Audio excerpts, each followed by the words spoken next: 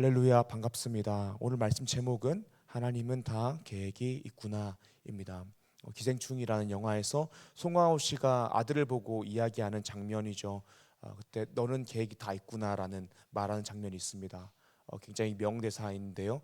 오늘 말씀 제목이 하나님은 계획이 다 있다입니다. 지난주 월요일 날 기타를 좋아하는 분들이 몇 명 모여서 함께 이야기하는 시간을 가졌습니다. 그 중에 저랑 아주 친한 전사님이 이렇게 말씀하시는 거예요. 이제 아이가 10달 됐는데 10개월인데 10개월 된 아이가 기타에 너무 관심을 가져서 걱정이 된다라는 거예요. 근데 이 말에는 두 가지 의미가 있습니다. 먼저는 기타에 관심을 보여서 기타가 넘어져서 기타가 다칠까 봐 걱정이 된다라는 의미가 있고요. 두 번째로는 기타가 넘어져서 아이가 다칠까 봐 걱정된다라는 의미가 공존하는 것입니다. 이야기하는데 바로 앞에 저를 청소년기 때 지도해 주시던 선생님이 앉아 계셨어요. 이렇게 말씀하시는 거예요. 선생님은 아이들이 손 한 번 다치면 이건 하면 안 되는 거구나라는 것을 알고 안 할 거라 생각하고 놔뒀다라고 말씀하시는 거예요. 양육할 때에 안 되는 건 안 되는 거다라고 따끔하게 이야기하지만 또 굳이 이게 하면 안 되는 것이라는 것을 경험해봐야지 알 때에는 경험하게 하셨다라는 거예요. 양육에 있어서 이 내용이 맞을 수도 있고 틀릴 수도 있는 내용입니다. 그런데 저에게는 굉장히 큰 인사이트를 줬습니다. 하나님이 어떤 분이시냐면 하나님은 우리를 보호하고 지켜주십니다. 그런데 하나님은 우리를 과잉보호하시는 분이 아니십니다. 하나님은 우리를 온실 속의 하초처럼 넣어두고 과잉보호하시는 분이 아니십니다. 아이들을 키울 때에 아이들을 지나치게 많이 보호하는 부모님이 계십니다. 당연히 아이들에 대해서 무관심하고 사랑하지 않는 나쁜 부모님보다 100배, 1000배 나은 것이죠. 하지만 과잉 보호는 아이들로 하여금 좋은 어른으로 만들어주지 않습니다.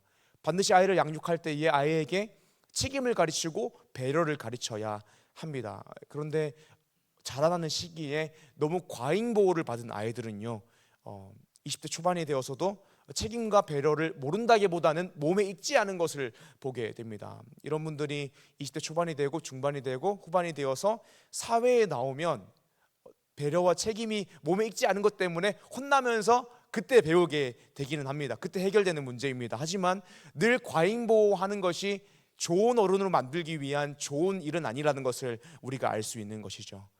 사랑하는 여러분, 하나님이 어떤 분이시냐면 하나님은 우리를 사랑하시고 우리를 늘 지키시고 보호하시고 우리 인생을 공급하시고 책임지시지만 우리를 과잉 보호하지 않으십니다. 왜냐하면 하나님은 하나님의 계획이 있으시기 때문입니다. 하나님은 우리로 하여금 어떠한 사람으로 만들려고 하시는, 성장시키시려는 계획이 있으십니다. 우리는 호세아서를 나누고 있습니다. 호세아는 BC 755년부터 BC 722년까지 약 30년 동안 북이스라엘에서 활동했던 선지자입니다. 호세아서를 보면 여러분들이 잘 알다시피 하나님께서 호세아 선지자를 음란한 여인 고멜에게 장가가게 하십니다.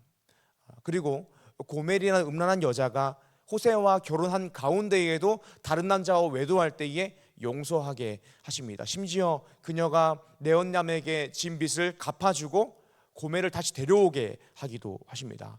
호세아서를 통하여서 우리가 듣게 되는 메시지는 무엇이냐면 하나님은 우리의 잘못에도 불구하고 우리를 용서하시고 돌아오라 하시는 신실한 하나님이시다라는 것을 우리가 알 수 있습니다.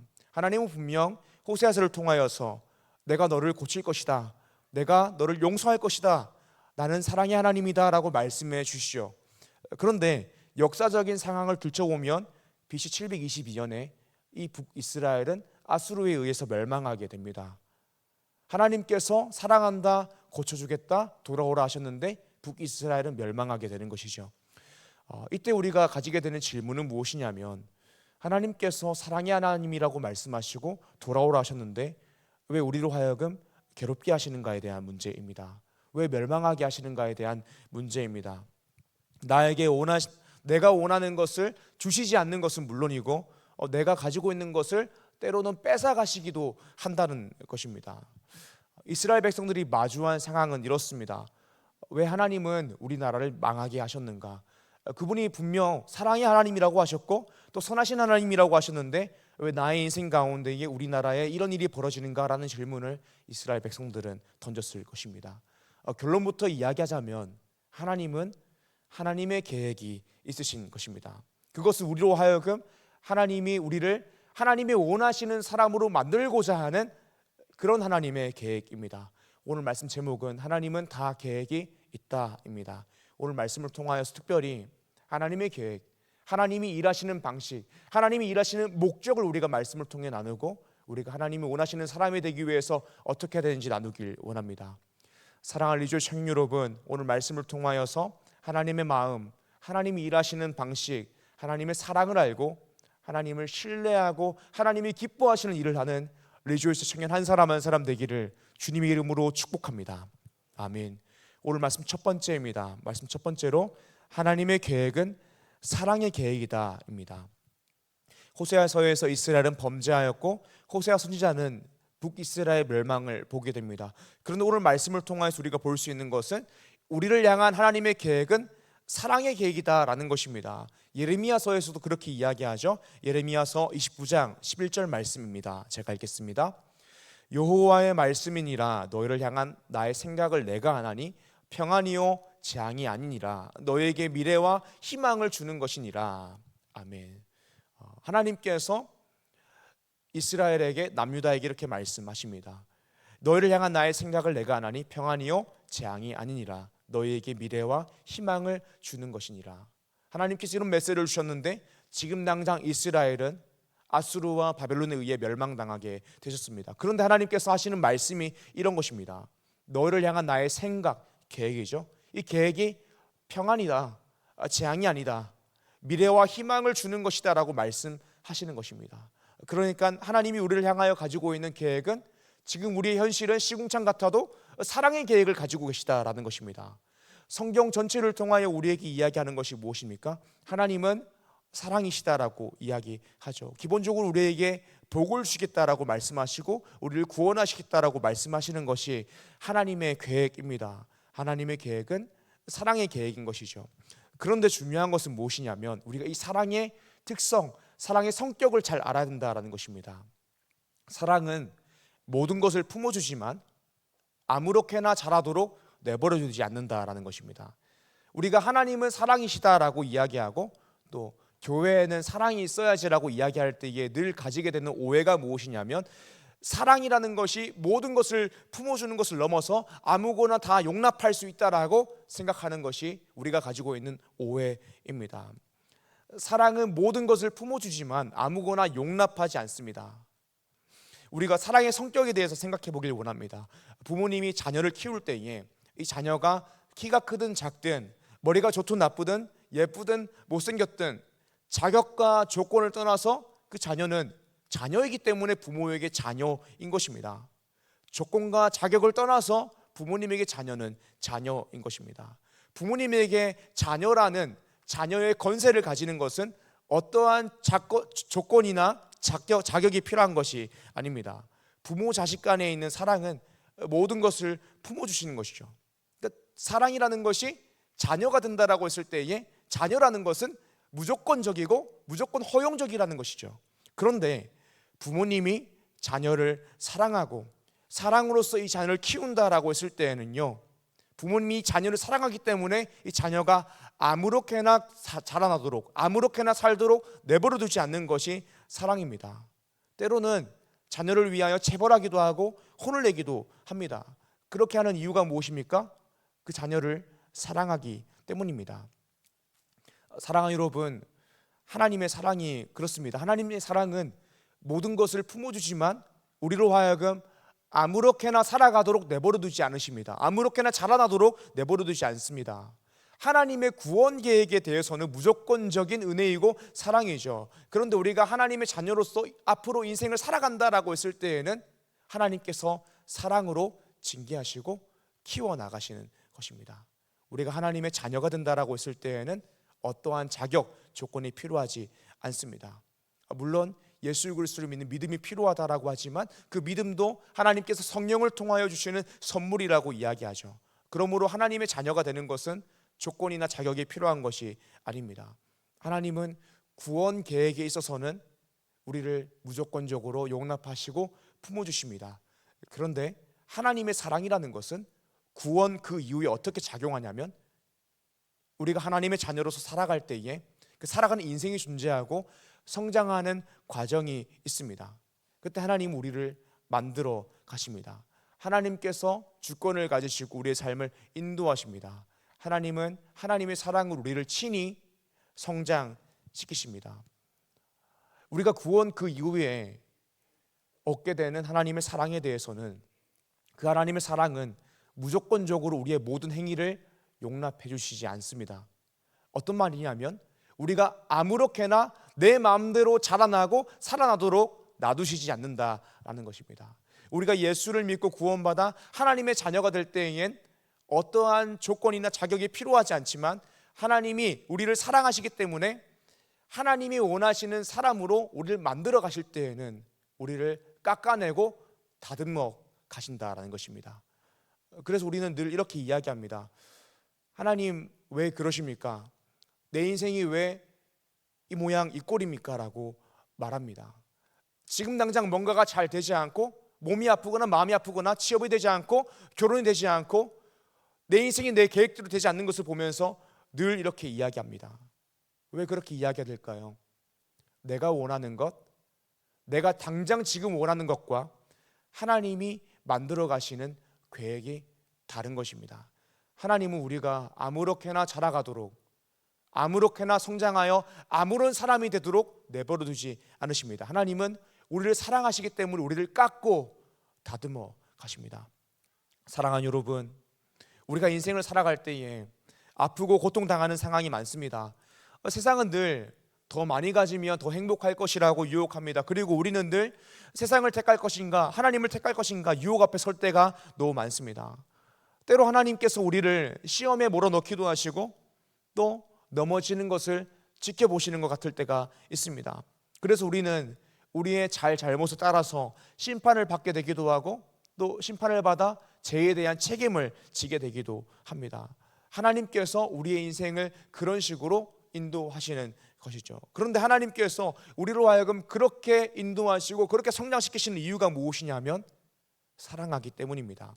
우리를 사랑하셔서 우리가 아무렇게나 자라나도록 내버려 두시지 않는다라는 것입니다. 사랑하는 여러분, 온실 속에 하초처럼 길러진다면 좋은 어른이 될 수 없습니다.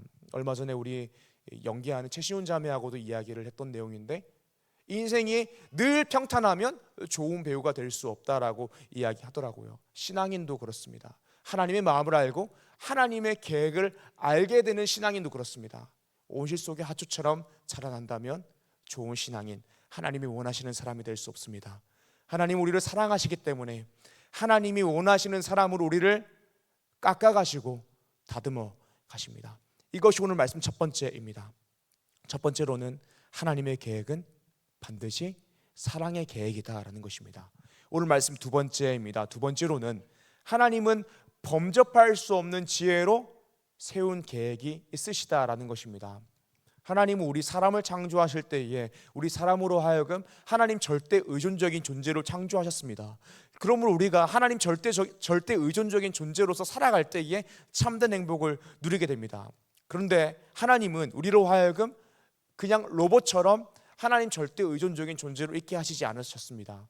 우리로 하여금 사람으로서 자발성을 가지고 하나님 절대 의존적인 삶을 선택하는 실력이 생기는 데까지 우리를 몰아넣으시고 키워 가십니다.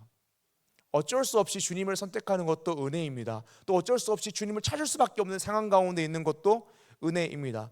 그런데 하나님은 우리 인생의 모든 과정을 사용하셔서 우리가 우리의 인격을 가지고 우리의 자발성을 가지고 하나님을 사랑하고 선택하는 실력이 생기는 데까지 우리를 키워내신다라는 것입니다. 우리가 지금 이 시간에는 믿음의 조상이라고 하는 아브라함의 삶을 통하여서 하나님이 우리를 어떻게 키우시고 자라나게 하시는지 보기 원합니다. 창세기 12장 1절에서 3절인데요.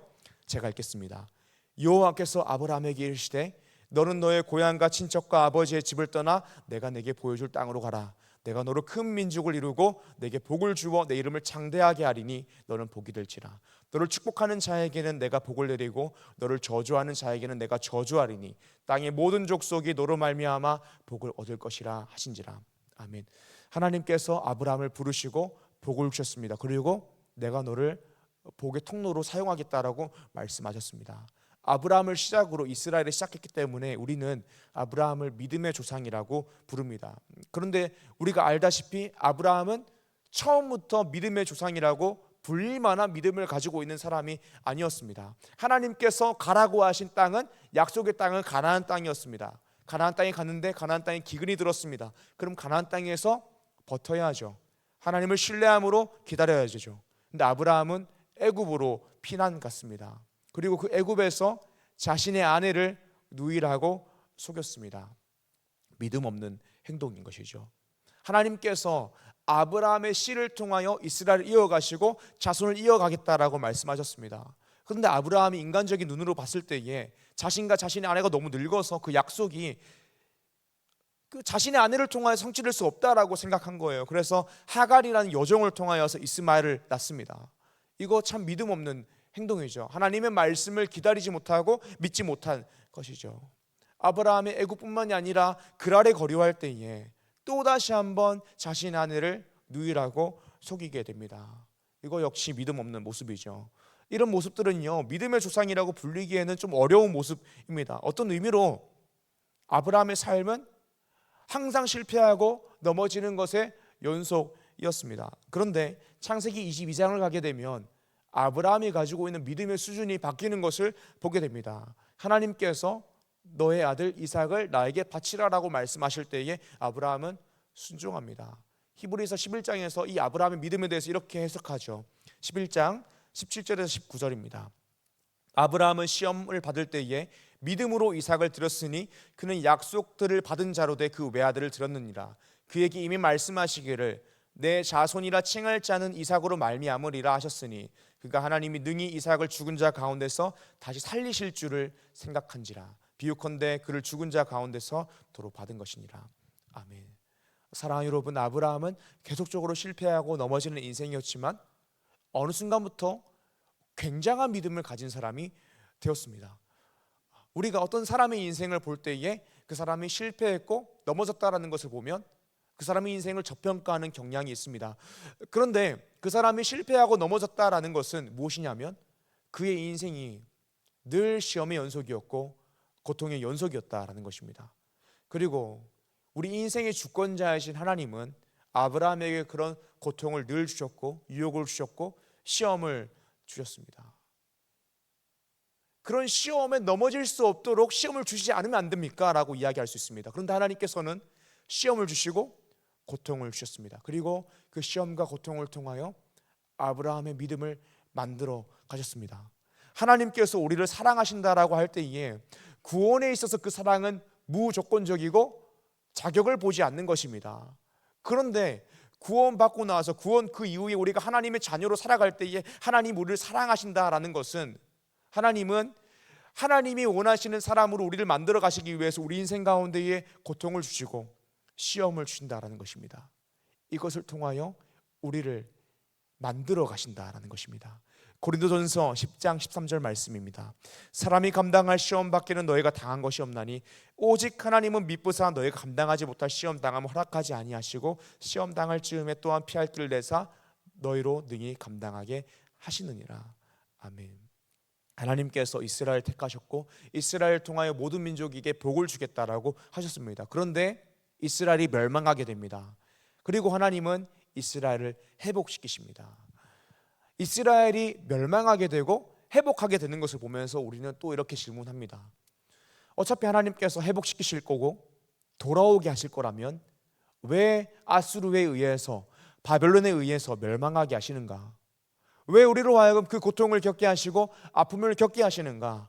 처음부터 깨닫게 하시고 하나님 잘 섬기게 하시고 그렇게 하시면 되지 굳이 멸망시키실 필요까지 있었는가라고 이야기합니다.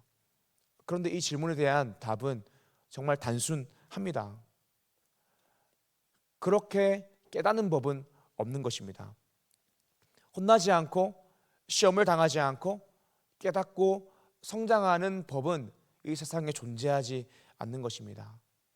이스라엘 백성들이 멸망당하지 않고 내가 우상 숭배했구나라는 사실을 마음 깊이 회개하고 하나님께로 돌아오는 법은 멸망당하기 이전에는 없는 것입니다. 그러니까 하나님의 징계라는 것은 징계를 위한 징계가 아니라 우리를 사랑하시기 때문에 하나님께로 돌아오게 하는 훈계인 것입니다. 사랑의 하나님은 우리가 범접할 수 없는 지혜로 세운 계획으로 우리를 인도하십니다. 아브라함이 믿음의 조상이라고 하죠. 아브라함이 믿음의 조상이라고 하는 이유가 무엇이냐면 아브라함 믿음이 태어날 때부터 좋았기 때문이 아닙니다. 아브라함은 우상 숭배하던 집안에서 자라났습니다. 그런데 아브라함이 믿음의 조상이라고 하는 이유는 무엇이냐면 믿음이라는 것이 얼마나 전적으로 하나님께 달려있는지를 보여주는 표본이기 때문에 믿음의 조상이라고 하는 것입니다. 처음 예수 믿을 때에 가지게 되는 믿음도 하나님의 선물이죠. 그런데 이 믿음이 세월이 가면서 성장하게 되는 것도 하나님께서 우리의 믿음을 성장시킨다라는 것입니다. 사랑하는 여러분, 하나님 우리를 키워가실 것입니다.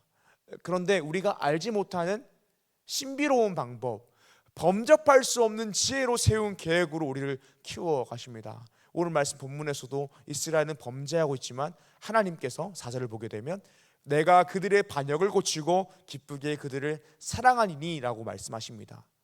이것이 하나님이 일하시는 방식입니다. 그래서 호세아서의 결론은 호세아서 14장 9절에 나옵니다. 한 목소리를 읽어보길 원합니다. 준비 시작. 누가 지혜가 있어 이런 일을 깨달으며 누가 총명이 있어 이런 일을 알겠느냐. 여호와의 도는 정직하니 의인은 그 길로 다니거니와 그러나 죄인은 그 길에 걸려 넘어지리라. 아멘. 호세아서의 결론입니다. 우리를 향한 하나님의 계획은 범접할 수 없는 지혜로 세워졌다라는 것입니다. 시편 23편을 보게 되면 여호와는 나의 목자라고 하죠. 근데 이 목자 대신 주님께서 우리가 알 수 없는 신비로운 지혜로 세운 계획으로서 우리의 삶을 가장 좋은 길로 인도하신다라는 것입니다. 지금 우리의 삶 가운데 벌어지는 이 현상들은 이해할 수 없고 해석할 수가 없죠. 왜 나에게 이런 일이? 하나님께서 왜 그렇게 우리를 인도하시는 것일까요?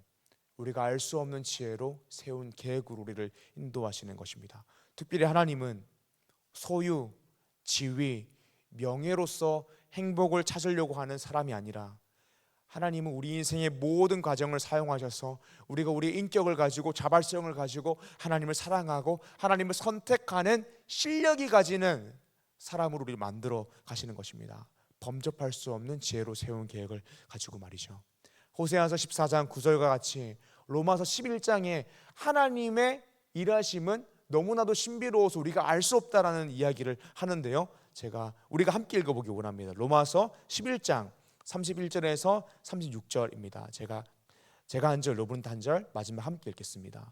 이와 같이 이 사람들이 순종하지 아니하니 이는 너희에게 베푸시는 긍휼로 이제 그들도 긍휼을 얻게 하려 하심이라. 하나님이 모든 사람을 순종하지 아니하는 가운데 가두어 두심은 모든 사람에게 긍휼을 베풀려 하심이로다. 깊도다 하나님의 지혜와 지식의 풍성함이요 그의 판단은 헤아리지 못할 것이며 그의 길은 찾지 못할 것이로다. 누가 주의 마음을 알았느냐? 누가 그의 모사가 되었느냐? 누가 주께 먼저 드려서 갚으심을 받겠느냐? 이는 만물이 주에게서 나오고 주로 말미암고 주에게로 돌아감이라. 그에게 영광이 세세히 있을지어다. 아멘. 말씀을 보게 되면 하나님은 순종하지 않는 사람을 긍휼로 구원하신다라고 합니다. 우리가 다 알고 있는 사실이죠. 그런데 우리가 이상하게 여겨지는 말씀 구절이 어떤 것이냐면 32절입니다. 하나님은 모든 사람을 순종하지 않는 가운데에 가두어 두셨다라고 합니다. 왜 하나님은 모든 사람을 순종하지 않는 데에 가두어 두셨을까요? 그리고 하나님은 모든 사람을 순종하지 않는 데에 가두어 두신 것은 모든 사람으로 하여금 긍휼로서 구원하기 위함이라고 이야기합니다. 사랑하는 여러분, 이 하나님의 일하심이 이해가 되십니까? 이해가 되지 않습니다. 모든 사람에게 긍휼을 베풀기 위해서 모든 사람을 순종하지 않는 데에 가두어 두셨다는 이유, 이해가 되지 않는 것입니다. 우리의 인생이 그렇습니다. 지금 고통당하고 계신 것이 이해가 되십니까? 취업이 안 되고 돈이 없고 결혼이 안 되고 또 매일 유혹 앞에 서야 되고 때로는 넘어지고 또 넘어짐으로 말미암아 심판을 받는 것, 이해가 되십니까? 해석이 되지 않는 것입니다. 그런데 이 모든 계획들이 정말 아이러니하게도 우리를 사랑하시는 하나님의 인도하심, 하나님의 일하심, 하나님의 계획 안에 있다라는 것입니다. 그리고 이 인도하심이 이해가 되지 않는 것은 당연한 것입니다. 하나님은 우리가 범접할 수 없는 지혜로 세운 계획을 가지고 우리 인도하시기 때문입니다. 그래서 로마서 11장에서 이렇게 이야기합니다. 33절인데요, 제가 읽겠습니다. 깊도다 하나님의 지혜와 지식의 풍성함이요 그의 판단은 헤아리지 못할 것이며 그의 길을 찾지 못할 것이로다. 34절 누가 주의 마음을 알았느냐 누가 그의 모사가 되었느냐. 35절 누가 주께 먼저 드려서 갚으심을 받겠느냐. 36절입니다. 이는 만물이 주에게서 나오고 주로 말미암고 주에게로 돌아가미로다. 그에게 영광이 세세했을지어다. 아멘. 이것이 오늘 말씀 두 번째입니다. 하나님은 범접할 수 없는 지혜로 세운 계획을 가지고 계십니다. 오늘 말씀 세 번째입니다. 그렇다면 우리가 인생을 어떻게 대하며 살아가야 될까에 대한 것입니다. 세 번째로는 하나님의 마음을 알고 하나님을 신뢰함으로 하나님이 기뻐하시는 일을 해야 한다는 것입니다. 하나님 우리를 향하여 늘 사랑의 계획을 가지고 계십니다. 이것이 구원에 있어서는 무조건적이고 무자격적입니다. 그런데 성화에 있어서는 우리를 늘 만들어 가십니다. 그리고 성화에 있어서 하나님이 우리를 만들어 가시는 과정은 늘 이해할 수 없고 해석할 수 없는 것입니다. 신앙생활하며 행복하다라고 했는데 하나님은 신앙인으로 하여금 속상한 일을 겪게 하십니다. 가난한 일을 겪게 하십니다. 건강하지 않음에 처하게 하십니다. 또 마음의 어려움 가운데에 처하게 하십니다. 죄의 유혹도 당하게 하십니다. 때로는 넘어지고 실패하는 것도 경험하게 하십니다. 죄의 책임을 받기도 하고 심판받기도 하십니다. 신앙생활을 하면 행복하다라고 했지만 늘 이해되지 않고 고통스러운 세월을 보내게 하시기도 합니다. 이때 우리는 어떻게 해야 될까요? 결론은 너무너무 어려우면서도 심플합니다. 하나님의 마음을 알고 하나님을 신뢰함으로 하나님이 기뻐하시는 일을 해야 된다는 것입니다. 우리 인생에 일어나는 일련의 과정들을 통하여서 하나님은 우리를 만들어 가신다라는 것입니다. 하나님께서는 우리 인생에 일어나는 일련의 과정들을 통하여서 우리로 하여금 자발적으로 하나님을 선택하고 사랑하는 사람으로 만들어 가신다는 것입니다. 이것이 하나님의 범접할 수 없는 지혜로 세운 계획입니다. 우리는 이것을 알면 됩니다. 이것을 알면 됩니다. 그리고 우리를 향한 하나님의 마음을 알면 됩니다. 그것은 범죄함으로 말미암아 하나님과의 끊어진 관계를 회복시키기 위해서 십자가에서 피 흘리신 예수 그리스도를 이 땅에 보내신 사랑의 마음입니다. 그리고 그분은 우리 인생을 가장 좋은 길로 인도하고 계시다라는 것입니다. 우리는 그 인도함을 신뢰해야 됩니다. 우리 인생이 아프고 힘들고 이해되지 않아도 하나님을 신뢰하고 하나님이 기뻐하시는 사람으로 변화되기를 사모하며 하나님이 기뻐하시는 일을 지금 당장 해야 됩니다. 사랑하는 여러분, 이를 위해서 기도합시다. 어찌 기도함으로 성령 충만을 받지 않고 하나님의 마음을 이해하고 하나님을 신뢰하겠습니까? 지금 내가 고통당하고 있고 해석될 수 없는 상황 가운데 있고 이해되지 않는 상황 가운데 있는데 어떻게 하나님을 기도하지 않고 신뢰하겠습니까? 우리 청년들의 상황 너무 어렵죠. 경제적으로 어려운 청년들도 있고 마음이 어렵고 몸이 어려운 청년들이 있습니다. 취업이 되지 않고 결혼되지 않고 학업적으로 풀리지 않는 우리 청년들이 있습니다. 저의 인생 역시 그러합니다. 하지만 하나님께서 우리를 그 일련의 과정을 통하여 우리를 만들어 가신다라는 것입니다. 우리가 이 사실을 알고 하나님이 기뻐하시는 일을 하기 위해서는 기도해야 합니다. 하나님의 마음을 알고 하나님의 마음을 담기 위해서 기도해야 됩니다. 이해되지 않아도 주님을 신뢰하고 하나님이 기뻐하시는 일을 하기 위해 기도해야 됩니다. 우리가 그렇게 기도할 때에 우리의 삶 가운데에 벌어지는 모든 일들을 지금 당장 이해할 수 없고 해석할 수 없지만 그래도 목자 되시는 하나님을 신뢰함으로 하나님이 기뻐하시는 일을 할 수 있습니다. 사랑하는 리조스 청년 여러분, 기도함으로 복음으로 뜨거운 마음을 가지십시오. 하나님의 마음을 가지십시오. 그리고 이해되지 않아도 인생을 살아내십시오. 그러면 하나님께서 그 모든 일련의 과정을 통하여서 여러분들을 하나님이 원하시는 사람, 하나님이 기뻐하시는 사람, 인격을 가지고 자발성을 가지고 내 발을 가지고 스스로 하나님을 선택하고 사랑하는 실력을 가지고 있는 사람으로 만들어 가실 것입니다. 분명 이 하나님이 일하심과 계획은 신비입니다. 신비는 미스테리죠. 우리는 알 수 없지만 하나님은 범접할 수 없는 지혜로 우리의 인생을 만들어 가십니다. 우리는 알 수 없지만 하나님이 우리를 향하여 가지고 있는 생각은, 계획은 평안입니다. 재앙이 아닙니다. 미래와 희망이 있는 것입니다. 우리는 알 수 없지만 하나님 우리의 목자가 되어서 우리의 삶을 인도하십니다. 사랑하는 리조 청년 여러분, 혹시 고통을 당하고 있고 이해되지 않고 내 인생이 내 계획대로 되지 않을 수 있습니다. 그럼에도 불구하고 하나님께서 사랑의 계획으로, 범접할 수 없는 지혜로 세운 계획으로 우리를 만들어 가신다는 사실을 알고, 하나님의 마음을 알고 하나님을 신뢰함으로 하나님이 기뻐하시는 일들을 하며 살아가는 리조 청년 한 사람 한 사람 되기를 주님의 이름으로 축복합니다. 아멘. 이 시간 말씀 기억하시면서 함께 기도하길 원합니다. 주님 마음 내게 주셔서 찬양하며 기도하길 원합니다.